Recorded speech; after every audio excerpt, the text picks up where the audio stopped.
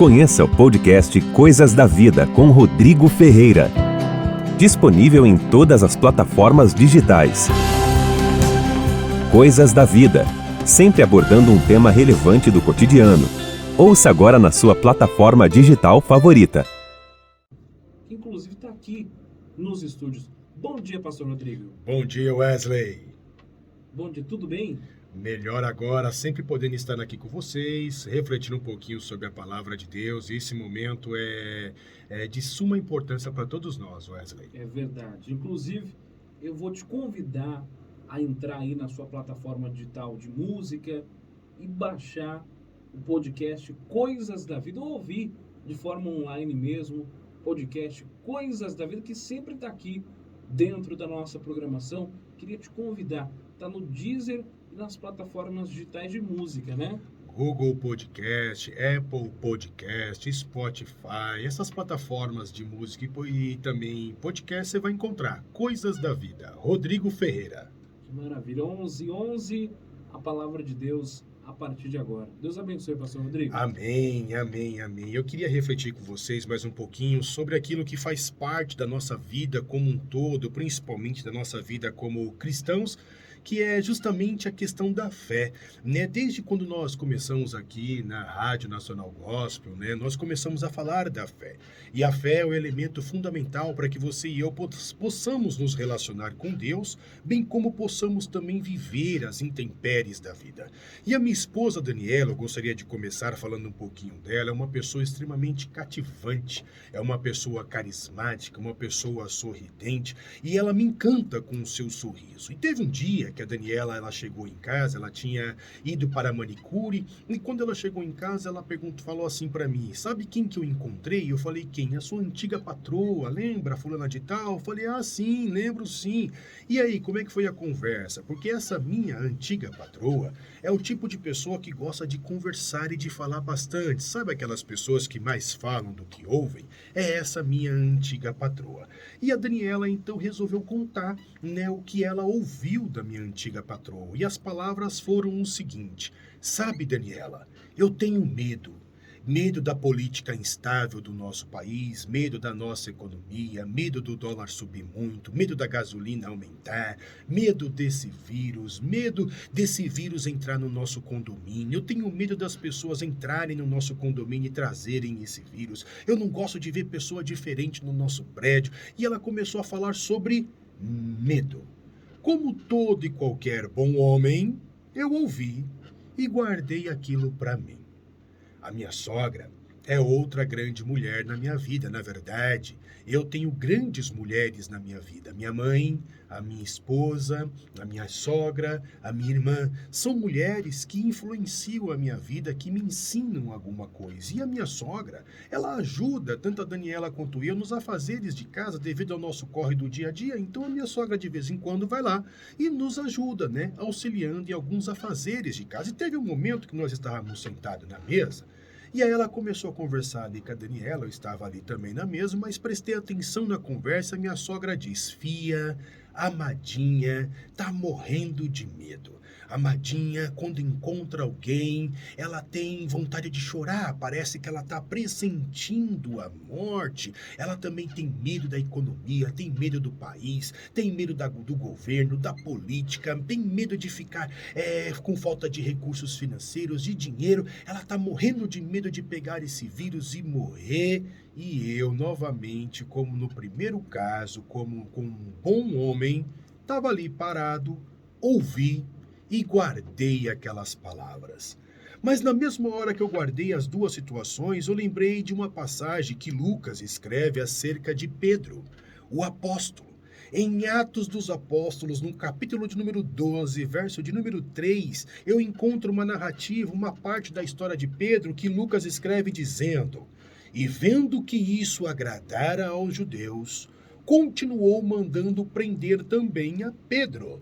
E eram os dias dos ázimos, e havendo-o prendido, encerrou na prisão, entregando-o a 4 quaternos de soldados, para que o guardassem, querendo apresentá-lo ao povo depois da Páscoa. Pedro, pois era guardado na prisão, mas a igreja fazia contínua oração por ele a Deus. E quando Herodes estava para o fazer comparecer, nessa mesma noite estava Pedro dormindo entre dois soldados, ligado com duas cadeias, e os guardas, diante da porta, guardavam a prisão. Eu gostaria que você agora imaginasse a cena. Tiago, o irmão de João, o apóstolo, foi preso pelo rei Herodes. Tiago foi morto pelo rei Herodes. Isso fez com que a popularidade de Herodes aumentasse. Ele percebeu que a população que não gostava dos cristãos, que não gostava de Jesus Cristo, começou a vibrar com a ação de Herodes e aquilo aumentou o ibope de Herodes. Então Herodes pensou consigo, eu tenho que prender mais um apóstolo, né? Porque eu estou ganhando um povo prendendo os apóstolos e matando os apóstolos. Então eu vou prender quem? Aí um dos assessores de Herodes falou, ó, aqui na cidade nós temos também o Pedro. Aí Herodes deu ordem, caça Pedro, prende Pedro e vamos matar depois da festa da Páscoa. Foi o que aconteceu. Pedro agora, ele é preso.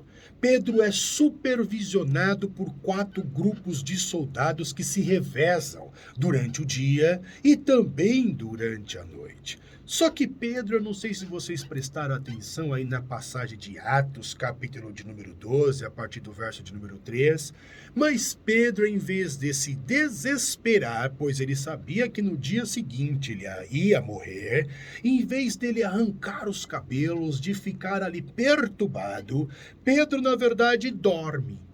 Eu acho que Pedro confundiu a prisão com um hotel. Pedro caiu num sono profundo e dormiu tranquilamente. Quando eu pego a história de Pedro descrita por Lucas e comparo com aquilo que a minha esposa ouviu da minha antiga patroa, bem como também aquilo que a minha sogra falou da sua irmã mais velha, tia da minha esposa, nós vamos ver que os 3 personagens, eles estão passando por um momento de crise. Há um momento de incertezas, de dúvidas, de dilemas, de perseguições. Só que Pedro, ele tem uma conduta totalmente diferente da minha antiga patroa e também da tia da minha esposa. Pedro estava tranquilo em meio ao caos. Tente imaginar você. Você for caçado, entraram na sua casa, arrombaram a porta, prenderam você, colocaram no camburão, colocaram dentro da prisão. Tente imaginar você nessa situação. Você dormiria tranquilo? Pois é, foi o que aconteceu com Pedro. Pedro estava tranquilo em meio ao caos de sua vida. Poderia dizer que ainda Pedro estava calmo, estava em paz em meio ao caos. Então, quando me deparei com esse texto de Pedro, na verdade que Lucas escreve acerca de Pedro, e eu me perguntei, como? Como, Pedro, você pode estar em paz em meio ao caos sabendo que no dia seguinte você vai morrer?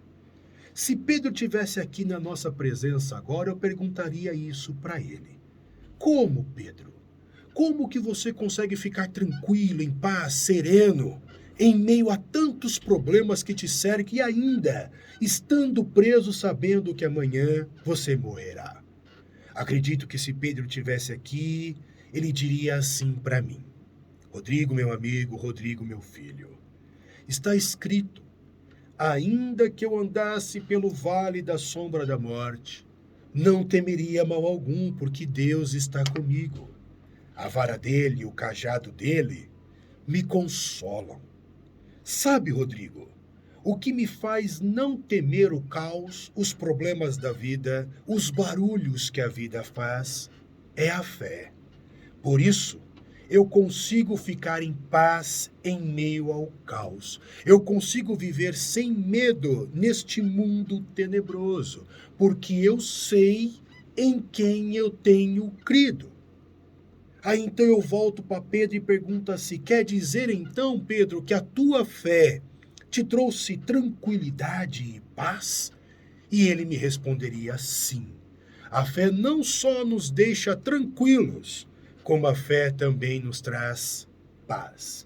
Uma paz que excede todo e qualquer entendimento, ou seja, as pessoas elas ficam perplexas. Elas não conseguem de fato entender como é que conseguimos ficar em paz em meio ao caos, porque a paz de Deus excede todo e qualquer entendimento, pensamento e ciência. E o que é tranquilidade? Tranquilidade é o estado de estar sem agitações. Conhece pessoas assim? Pessoas muito agitadas, que não conseguem ficar parado, que não conseguem nem descansar, não sabem nem descansar. Essa pessoa não é tranquila. Há uma guerra e uma agitação interna. O que é tranquilidade? Seria o estado de estar sem inquietações, sem perturbações, a gente perturbada. E quando eu falo de perturbação, eu não estou falando de uma perturbação demoníaca. Eu estou falando de pessoas que parecem que gostam de tirar o pior de nós. Nos irritam ao extremo e quer ver você e eu nervosos. São pessoas perturbadas e não necessariamente uma perturbação demoníaca, mas são perturbadas. Essa pessoa não tem tranquilidade. O que é tranquilidade? É o estado de estar sereno. É o estado de estar calmo. E paz. Porque a fé, ela traz como consequência tanta tranquilidade como também traz como consequência a paz. E o que é a paz? A paz é o estado de você estar completo. Em outras palavras, você não tem carência de nada. Você não tem incertezas, buracos de nada. Nada lhe falta. Você está completo. E quando você está completo, em outras palavras, você estaria perfeito, ou seja, você deixa até de murmurar e de reclamar, pois existem pessoas que têm tudo, e mesmo assim o tudo não é o bastante. Mesmo tendo tudo, possibilidades, recursos financeiros, uma boa academia, uma boa profissão, um bom certificado, um bom emprego, mesmo tendo tudo, ainda assim consegue encontrar motivos para reclamar. Isso é ausência de paz. A paz, ela nos deixa completo, satisfeito. A paz, ela nos deixa perfeito. A paz cria um ambiente extremamente harmonioso. É como se fosse a música. A música é a união da melodia, da harmonia e do ritmo. Então ali você encontra aquele elemento que chamamos de música, que é agradável aos nossos ouvidos, que nos traz de fato a paz. É isso que a paz ela provoca, harmonia no ambiente em que ela está inserida, e assim estava Pedro. O problema é o seguinte, que esta fé de Pedro é uma fé diferente da fé demonstrada por Paulo em Efésios capítulo 2, verso de número 8.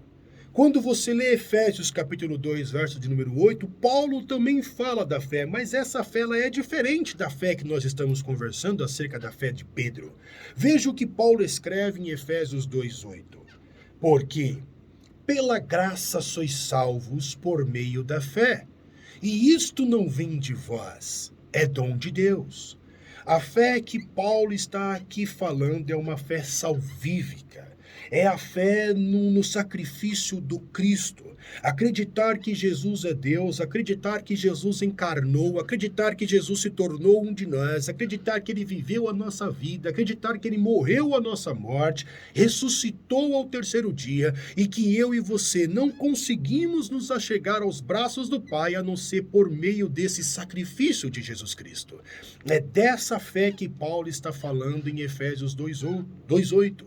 A fé salvífica, a fé que nos salva. A fé de Pedro não é uma fé salvífica, é outro tipo de fé. Essa fé de Pedro também ela é diferente da fé que Paulo menciona no primeiro capítulo de Coríntios, no primeiro livro de Coríntios, capítulo 12, verso 9. 1 Coríntios 12, 9. Paulo novamente fala da fé e ele diz: e a outro, pelo mesmo Espírito, a fé, e a outro, pelo mesmo Espírito, os dons de curar. Paulo agora não está falando da fé no quesito salvação, mas Paulo está falando da fé no quesito dom. O dom é um presente, o dom é uma dádiva que o Espírito Santo resolve a dar segundo o que lhe apraz, para a edificação dos santos, para o crescimento da igreja, para a expansão do reino. É para isso que serve o dom. O dom o Espírito Santo dá para que possamos continuar revelando Cristo, este crucificado, esse ressurreto. É para isso que serve o dom, e existe o dom da fé.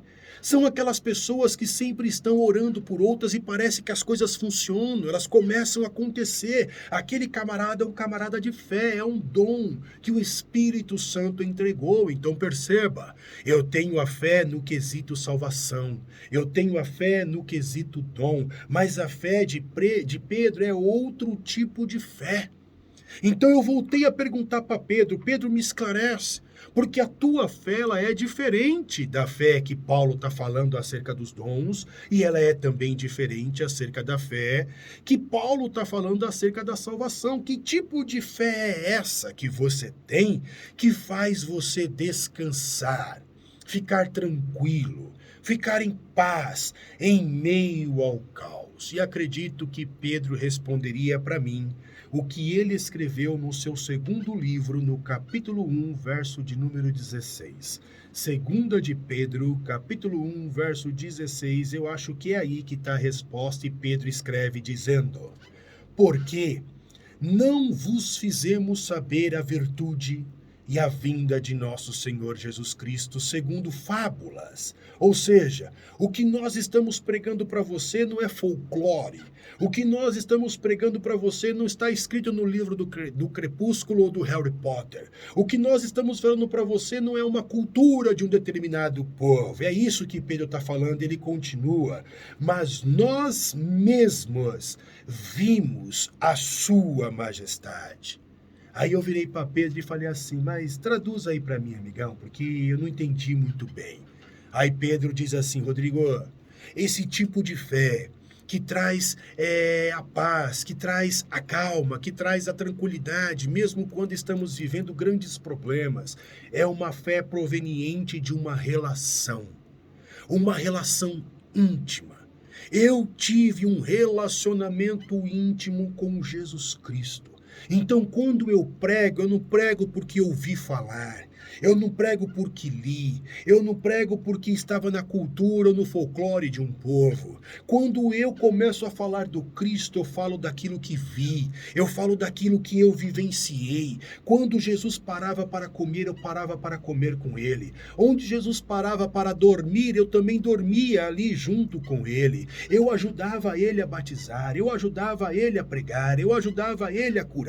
Eu fui enviado por ele, eu fui um dos 12 a serem enviados. Eu estava ao lado de Jesus o tempo inteiro. Quando ele ressuscitou a filha de Jairo, ele me chamou, vem Pedro, vem Tiago, vem João. Eu era íntimo de Jesus, e essa fé que traz tranquilidade, paz em meio ao caos, é a fé que vem através de uma relação. A fé que tranquiliza, ela vem proveniente de uma intimidade com o Espírito Santo, não tem outro meio. Então, por mais que o mundo esteja em guerra, por mais que o mundo esteja em rumores de guerra, mas por mais que o meu mundo familiar, o meu mundo emocional, o meu mundo profissional esteja em guerra, ainda assim Deus é bom, Deus me ama, Deus está comigo. Estando em guerra ou não, Deus está comigo. Por mais que eu seja jurado de morte, eu fique desempregado, esteja passando por grandes problemas de saúde, ainda assim Deus é Deus, Deus é bom e Deus está comigo.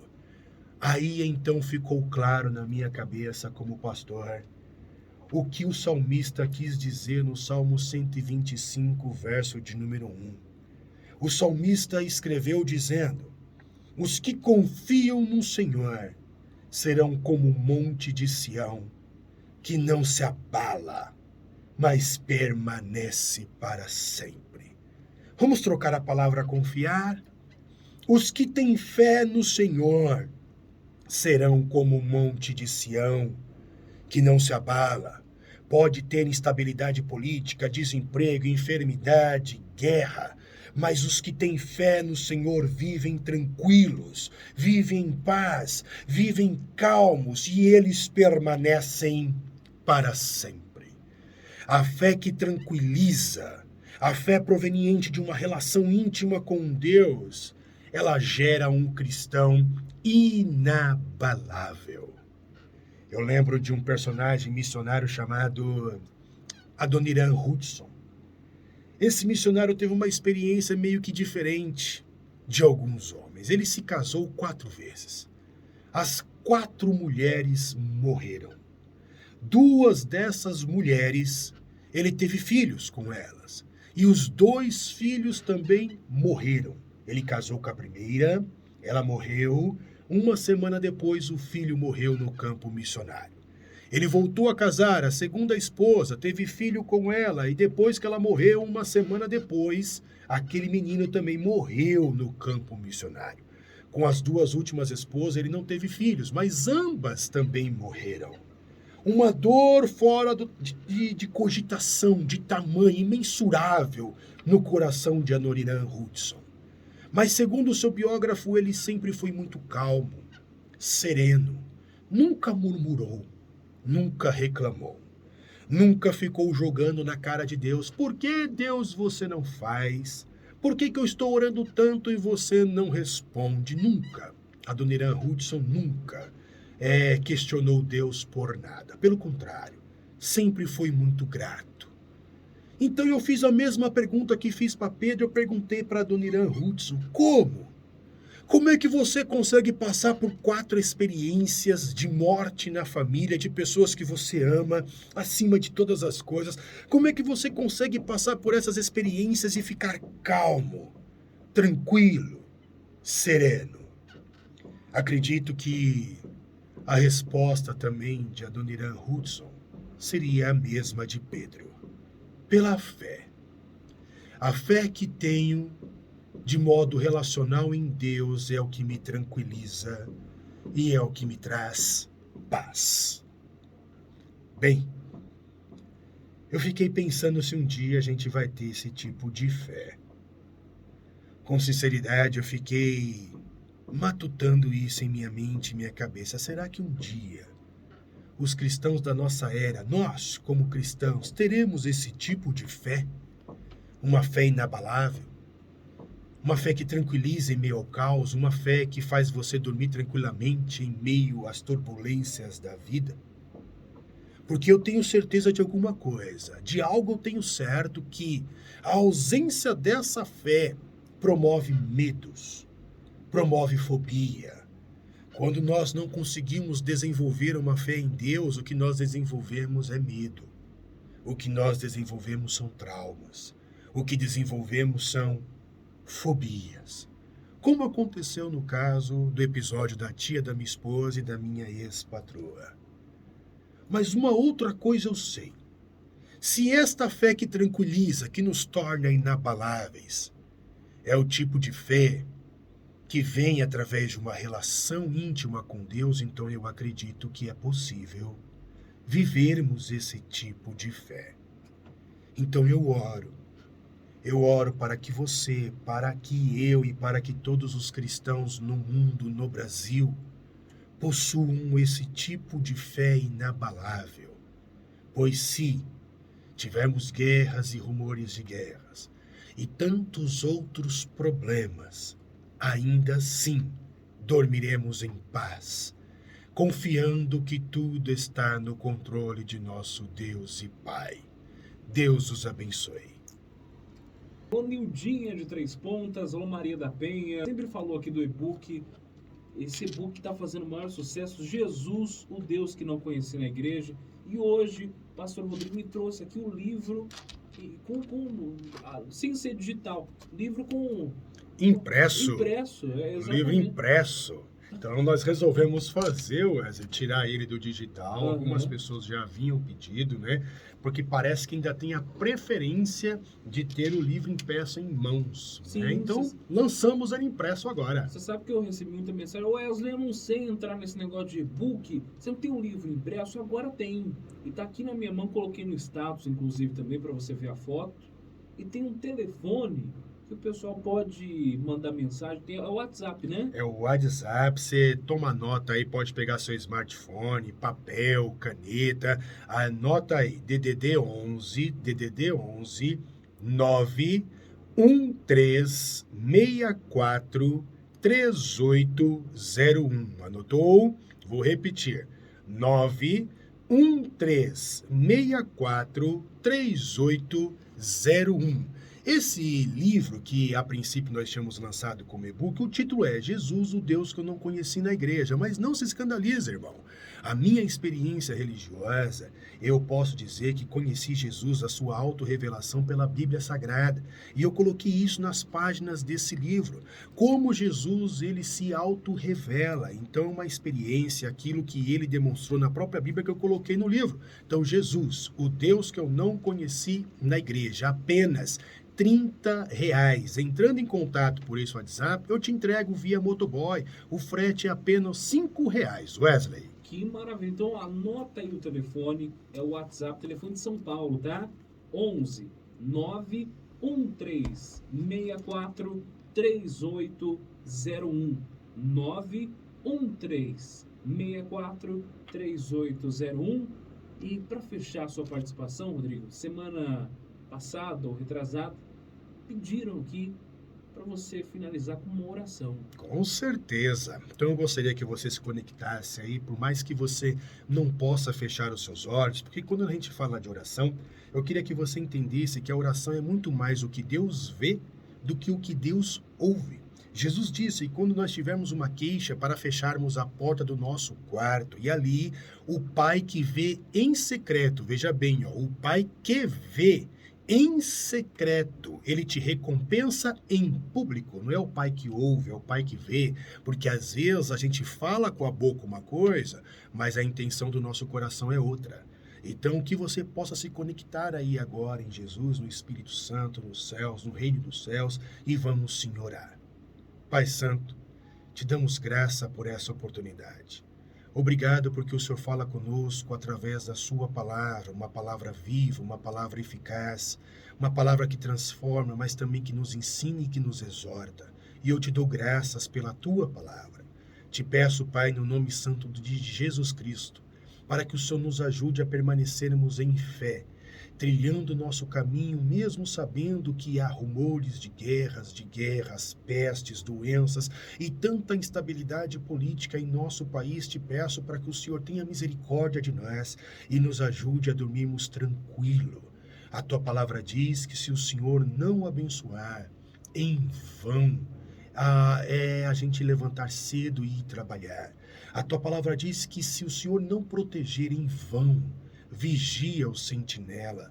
Então eu te peço de todo o meu coração, para que o Senhor venha sobre nossas vidas, para que o Senhor derrame da sua graça, do seu bálsamo, do seu refrigério, arrancando a dor da depressão, da tristeza, repreendendo o espírito do suicídio, repreendendo espíritos que agem por trás dos vícios, no nome santo de Jesus. Continue conosco, com teu filho, com a tua filha, onde a nossa voz, através das ondas desse rádio, estiver chegando, que teu Espírito Santo haja para a glória do teu nome. É o que nós pedimos e te agradecemos hoje e sempre. Amém. E amém.